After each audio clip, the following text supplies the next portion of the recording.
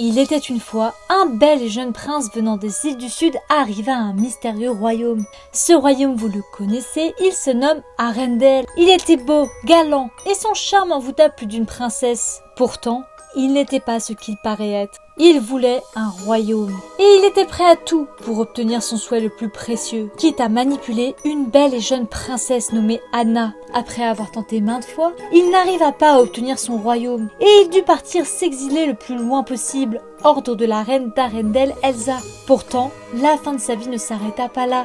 Il aurait réussi à reconstruire sa vie avec quelqu'un et eurent beaucoup d'enfants. Et quelques générations après, on reverrait sa descendance dans un autre film Disney. Mais avant de voir qui se cache derrière tout ça, faisons un petit récap sur qui est vraiment Hans. Comme on le sait, Hans est un prince de 12 frères aînés. Il est donc le petit dernier et l'aurait mal vécu. Hans a été le bouc émissaire de ses 12 frères aînés et même son propre père ne croyait pas en lui. Dans le livre Un cœur de glace d'Elisabeth Rudnick, on y apprend beaucoup de choses sur le passé de Hans avant qu'il rencontre Anna et ce pourquoi il a préparé ce plan et pourquoi il est devenu un garçon froid dénoué de sentiments qui est prêt à tout sacrifier pour obtenir son royaume. Mais ça, je vous ferai une vidéo sur la vie entière de Hans. Passons maintenant à qui se cache derrière ce fameux portrait. Si tu te rappelles bien du film en question, tu sais déjà de qui il s'agit. Et c'est bien évidemment Fred dans Les Nouveaux Héros. Les Nouveaux Héros, pour ceux qui n'ont pas vu le film est basé sur des jeunes qui vont créer leur propre pouvoir grâce à la science, car c'est une équipe de scientifiques pour résoudre le mystère sur un complot criminel qui menace de détruire la ville de San Francisco. En gros, c'est les Marvel de Disney. Je trouve ça fou de me dire que ce sont des jeunes, surtout héros, qui créent des pouvoirs incroyables. Moi perso, à son âge, je faisais pas ça. C'était plutôt des expériences comme se piquer le doigt pour savoir ton groupe sanguin. Clairement moins fou, mais ça peut toujours servir. Dans Les Nouveaux Héros, on apprend beaucoup de choses sur les personnages et en particulier sur Fred. On sait que Fred est riche et pas qu'un peu. Dès qu'il arrive, on remarque qu'il a un majordome qui l'attend et une gigantesque maison qui serait un manoir. Et donc la première question qui nous vient à l'esprit, c'est comment est-il devenu riche? D'où vient cette richesse? Le film ne nous le dit pas, on peut donc faire 1 milliard de théories. Mais il y en a une pour moi qui correspond parfaitement. Surtout que dans les super-héros Marvel comme Iron Man ou Bruce Wayne, ils sont tous riches en ayant fait quelque chose où on a la raison dans tous les cas. Mais là on a un super-héros riche et on ne sait pas comment. Alors on va répondre à cette question ensemble. Fred est sans doute un héritier, vu le manoir, ce n'est pas juste une maison moderne luxueuse avec une piscine, mais quelque chose de plus noble vu l'intérieur. D'ailleurs, il reste totalement lui-même, il ne porte aucun vêtement coûteux et passe sa vie dans un laboratoire avec 4 personnes et Baymax pour résoudre une mission d'un jeune garçon. Mais bon, ça se comprend, il le dit lui-même. Il adore la science et les trucs de riches, ça ne l'intéresse absolument pas. Il préfère travailler plutôt que se dorer la pilule au soleil comme on dit. Vu son allure, on ne dirait pas du tout qu'il est riche, mais plutôt normal avec un côté geek, voire en situation précaire aussi. D'ailleurs, personne n'est au courant de sa richesse. On le voit bien quand ils entrent la première fois chez lui. Mais si vous faites bien attention aux détails dans le film, on a énormément d'indices sur comment Fred est devenu riche. Il serait possible que Fred descende de la royauté et pas n'importe laquelle, celle de Hans.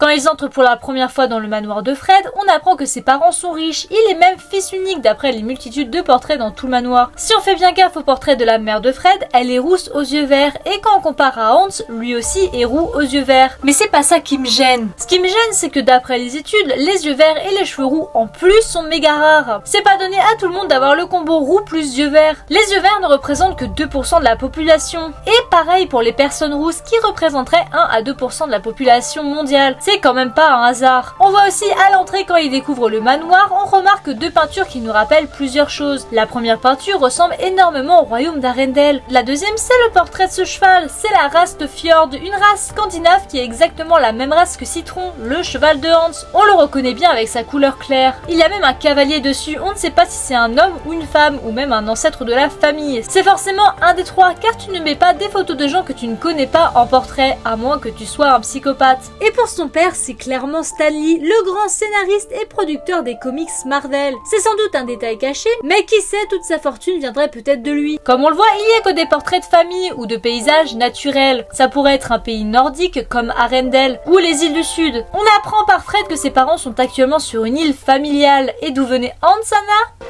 Des îles du Sud. Ça pourrait donc laisser planer un doute sur cette mystérieuse île familiale. Vu les tableaux, c'est forcément un endroit naturel avec de grands espaces verts plutôt qu'une île paradisiaque. Et le dernier petit ou plus gros détail, c'est la statue. Il y a clairement la statue de Hans en gros plan au moment où ils s'entraînent tous ensemble. D'ailleurs, Baymax lui met un sacré coup de poing. Ça ne vous rappelle rien ?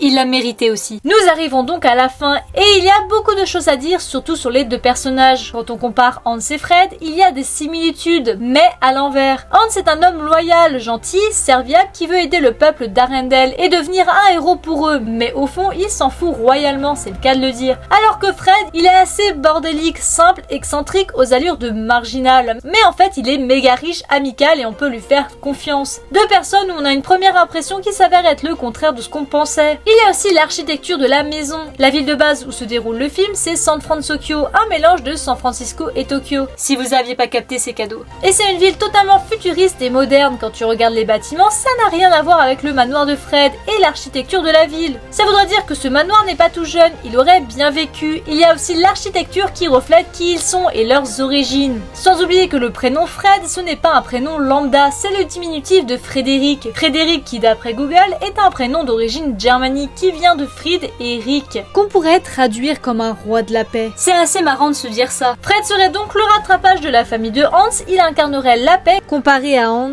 qui ne voulait que le trône. À la fin de la Reine des Neiges, on sait que Hans n'est pas mort ni en prison, on le voit juste nettoyer du fumier dans les îles du Sud, sans doute jusqu'à la fin de sa vie. Cela n'empêche en rien qu'il aurait pu recommencer sa vie ailleurs, que ce soit avec une princesse ou une jeune paysanne. Car on ne sait pas d'où vient la richesse dans la famille de Fred, mais je pense que ce serait du côté de sa mère d'après ce qu'on voit. En tout cas, les origines scandinaves qui font référence au tableau viendraient de sa mère. Et le reste de la fortune de son super papa qui est le boss des super-héros. Hans aurait donc pu épouser une femme, refaire sa vie dans un autre royaume et aurait eu des héritiers qui auraient pu s'appeler Frédéric à partir de ce moment-là, histoire de régler les problèmes que Hans a créés, en se faisant racheter par toute sa famille qui ne doivent plus lui parler d'avoir échoué lamentablement, et qui au fil des générations aurait continué la lignée et on serait arrivé jusqu'au nouveau héros, et ça aurait donné la famille de Frédéric IV. N'hésitez pas à me dire ce que vous en avez pensé en commentaire, si vous pensez aussi que Fred est le descendant de Hans, ou pas du tout et que c'était juste des détails cachés. Merci d'avoir regardé cette vidéo, je vous fais de gros bisous et à la prochaine.